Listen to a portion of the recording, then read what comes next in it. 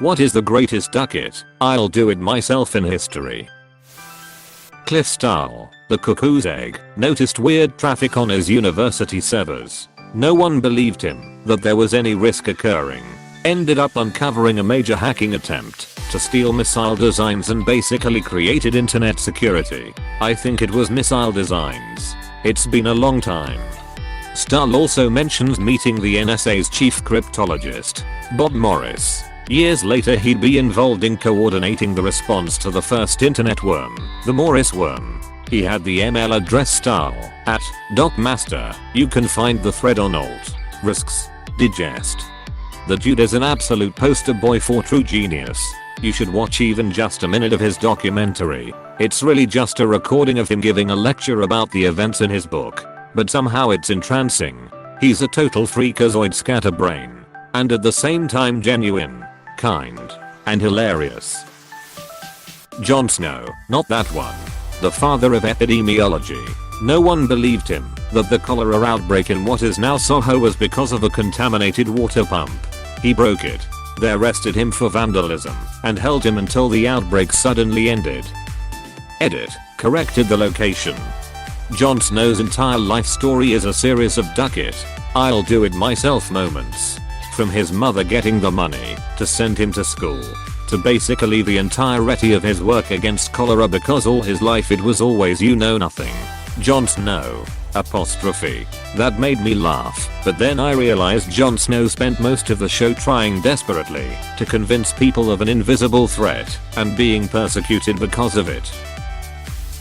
Otis invented pretty much what we consider the modern elevator. Nobody was convinced it was safe, so he hoisted himself up extremely high and had somebody cut the cable with an axe to prove how confident he was that the elevator was safe regardless of almost worst case scenarios. Otis UK are based in Reading. When they answer the phone they say hello, Otis Reading. In the UK telecoms giant Siemens has an HQ in Staines. Do's what they say when they answer the phones. Probably the time Nando Parrado and Roberto Canessa decided they couldn't wait around any longer and legged it for 10 days across the Andes with no warm clothes, climbing gear, or food except some scraps of their dead friends stuffed into a sock. They finally found someone out in the middle of nowhere, Sergio Catalan, who rode horseback all night and then took a bus to get some help. The mountain climbers had come from the wreckage of a crashed plane that everyone had been looking for over 2 MOs. They needed help for the other survivors who were injured and starving. They saved 14 of their friends. There's a book written about it by one of the survivors himself, Miracle in the Andes. 72 days on the mountain and mile-long trek home by Nando Parrado. I never watched the movie, but the book still gets me to this day. It is one of the most disturbing depictions of humans' ability to survive even under the deadliest circumstances. A really humbling read, reminding us of our own fragility and how terrible fleeting everything truly is. The movie is definitely worthwhile as well. Brian Acton interviewed at Facebook and got turned down. He said duck it and built WhatsApp. Several years later, Facebook bought WhatsApp for $19bit. Link. com/Brian Acton/status/3,109,544,383 s=19 link.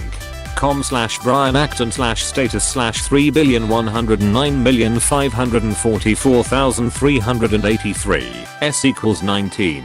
Here is his tweet from 2009, the day he interviewed. I'm getting this framed for my desk at work. I downloaded it for free. Jokes on the mammy, right? Desmond Doss single-handedly saved from 50 to 100 men up on Hacksaw Ridge in Okinawa.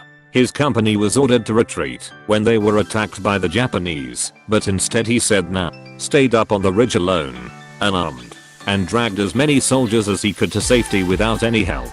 Even when he was shot by a sniper and riddled with shrapnel, he made sure they took another guy down the hillside before him.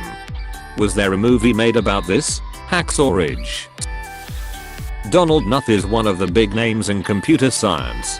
Back in the 1960s he set out to write the definitive texts on computer programming and analysis of algorithms. The first 3 volumes came out, and he started the 4th in the early/mid 1970s. He was unhappy with how the newer printing/editions were typeset, and so he took a summer to solve that problem. A decade later the 4th volume still had not been completed. But as a consolation prize we got TeX, later extended to the more commonly used LaTeX. Without question the most comprehensive and powerful language for creating documents with heavy technical requirements. It is a strange mix of a markup language like HTML and a compiled language like C. It is completely free and has been for well over 30 years and is probably the most bug-free piece of software I've ever seen. Certainly for its size and scope. There's not much out there of comparable quality. There is literally no mathematics that cannot be properly typeset in text/latex. Its default style is instantly recognizable to any working mathematician. It is used across nearly all STEM fields and there are hundreds, if not thousands, of journals that only accept manuscripts written in LaTeX. It wasn't until the early 2000s that drafts of the 4th volume started to appear. Nobody has seemed to mind. I use LaTeX all the time. Tossed word processors in the trash. I found it helps with writing when you're not fidgeting with formatting. Lets you focus. It is very annoying when a submission requires a Word document instead of allowing a PDF. The conversion for LaTeX to Word doc or OpenDoc just isn't good enough for a lot of mathematical equations, charts, graphs, etc.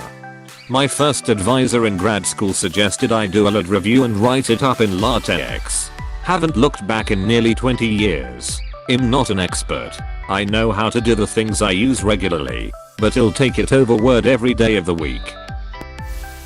Not a very old story. Manchi or the mountain man lived in a very remote village of India whose route to nearby was blocked a mountain and hence villagers had to climb it every time. And they had to do that daily to get essential supplies. During one of these trips, his wife fell down the mountain. He loved her a lot. He tried first to persuade the gov to do a mountain tunnel project there but to vain. So he went on alone to break the entire mountain with just an axe. He did that for 10 plus years and finally succeeded. There is a Bollywood movie on him too. Title, Manchi, the Mountain Man. I feel like he went through a lot of axes lol. That's pretty impressive though. //wife dies //// plays IRL Minecraft /// saves village /// Morris Heilman invented over 40 vaccines during his career in the pharmaceutical industry. In 1963 his oldest daughter caught the mumps. He cultured a sample from her, developed a vaccine, and injected it into his younger daughter. That vaccine is still in use and has saved millions of lives. In total, it's estimated that his work has saved 118 million lives globally. Moops. That's not moops you jerk. It's Moors.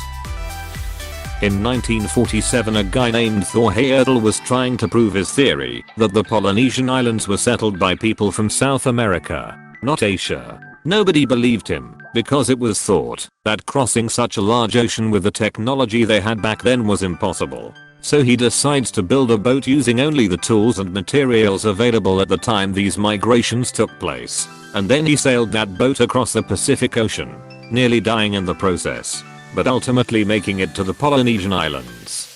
Thor Heyerdahl was a bit of a madman. He also tried to prove that the ancient Egyptians could have crossed the Atlantic Ocean by rebuilding one of their boats and, well, sailing across. It took 2 tries. Link. Wikipedia. org/wiki/thor/boats_HERDAHLHBOATS_RA_AND_RA_RA_II. But they did it. It's still pretty unlikely that the Egyptians actually did sail across the Atlantic. But it's neat to know that they could have. I think this guy just had a crazy Viking spirit and looked for excuses to sail across oceans. I'm surprised no one's mentioned Catherine the Great of Russia. She decided her husband was useless, which, granted, he was, and proceeded to set up a military coup to overthrow him. Even with the plan being discovered early, she dressed herself in military garb and marched with her new army, which had just sworn loyalty to her, down to Peter's palace, where he was forced to resign the throne. All without a single drop of bloodshed. At least until Peter turned up dead sometime later under shady circumstances. But honestly for a military coup it was pretty non-violent. If saying duck it, I'm ruling Russia myself isn't great. I don't know what is. I mean, it's right there next to her name for a reason. It's incredible. Especially considering A. She's a lady. B. She wasn't Russian. C. She wasn't originally Russian Orthodox. She was a German Princess Ike. Perhaps when no one believed Barry Marshall that H. pylori can cause stomach ulcers, so he thought screw it, I'll test it on myself, and ended up getting the Nobel Prize. Edit. Wow, I did not expect this to get so many upvotes. Also thank you folks for the Bo Awards. However, I feel it's necessary to point out that Robin Warren, the co-winner of the Nobel Prize, has actually done most of the work for the discovery, but Marshall got all the attention well. Because of doing this. Thank you /Raymeal01 for reminding us.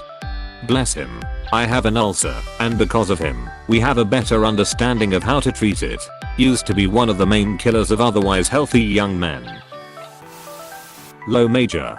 He liberated an entire village from Nazis by himself. He's one of the handful of super badass soldiers you sometimes hear about from WW2. Audie Murphy too.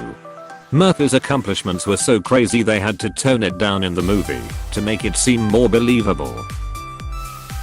James Clerk Maxwell was idolized by Einstein as being the father of modern physics. Not only did he formulate the classical theory of electromagnetic radiation, but just for shits and giggles he calculated exactly what Saturn's rings were made from using pure mathematics. It wasn't until Voyager 1 and 2 passed by and took photos in the early 80s did we get confirmation that Maxwell was right. He then calculated how to take a color photograph in 1855.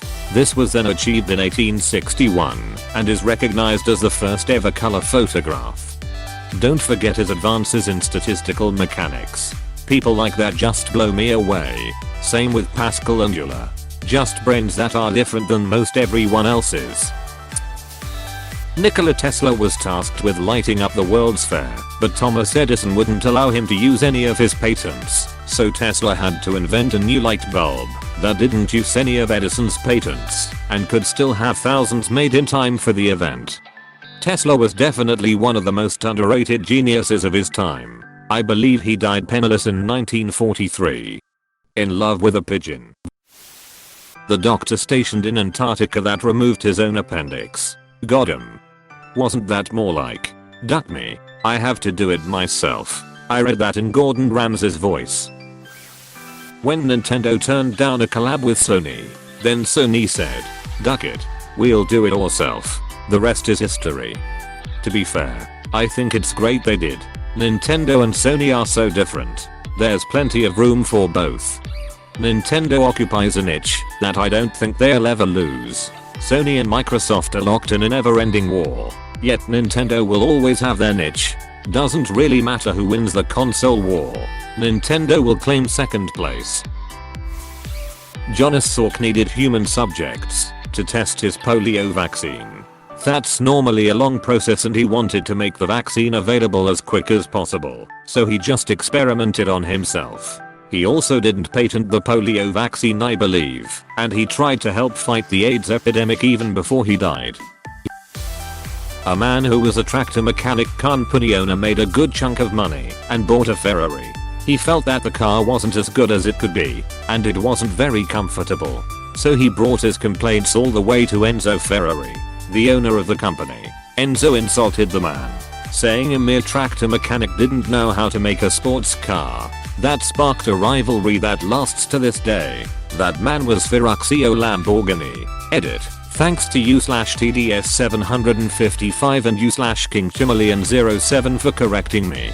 Tractor mechanic, Italian manufacturing magnate. Lamborghini tractors are still produced, although not by the car company. He was a tractor mechanic, but he did run a business of tractor mechanics, which is how he got a lot of money to start his car business. I didn't know the tractors are still produced. That's pretty cool. Juan Pujol Garca was a Spaniard who created his own counterintelligence operation for the Allies during WW2.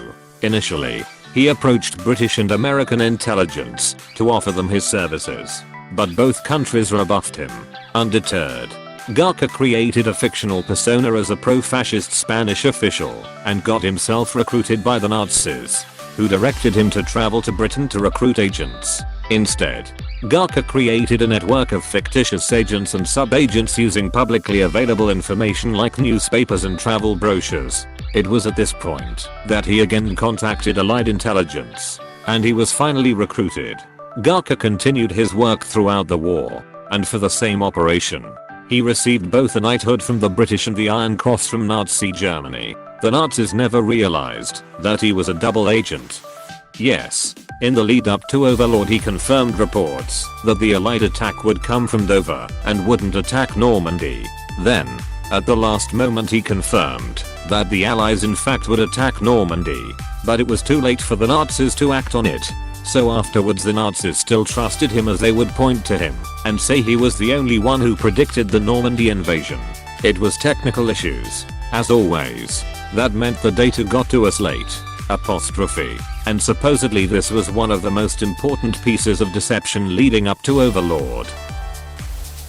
Henry VIII couldn't get his way with the Pope, so he made the Church of England so he could do what he wanted. This man legit made his own damn religion, which millions still follow today, just so he could cheat on his wife. No, made his own damn religion, which millions still follow today, just so he could cheat on his wife and his fourth wife. When Julius Caesar decided to just up and ducking march into Rome to declare himself the military leader, or how about his Rhine bridges that he built in a few days to cross an army over a river, then went back over and demolished it just because his army could. It's said the Germanic tribes saw his army do this and basically shit themselves. Imagine being some nomadic tribe and an invading force comes to a river, builds an entire bridge, crosses it, shits in your land, and then goes back home and destroys the entire bridge all in less than a week. Hey, thanks for watching, and don't forget to subscribe.